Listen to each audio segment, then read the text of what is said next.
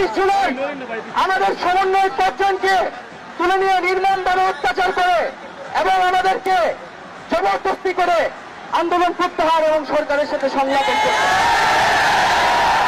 পরবর্তীতে দেখেছেন হাসপাতালে আমাদেরকে জিম্মি করে রাখা হয়েছিল এবং সেটাও না পেরে বিডি অফিসে আমাদেরকে তুলে নিয়ে যে জিম্মি করে আমাদের থেকে বক্তব্য নিয়ে এসেছিল। এবং আপনাদের প্রতি সাধুবাদ থাকবে যে সেই বক্তব্য বিশ্বাস না করে আপনারা রাজপথ দখলে রেখেছেন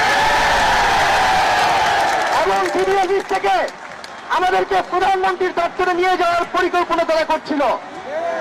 আপনাদের আন্দোলন এবং আমাদের অনশনের কারণে তাদের সেই পরিকল্পনা নস্যাৎ হয়ে গিয়েছিল।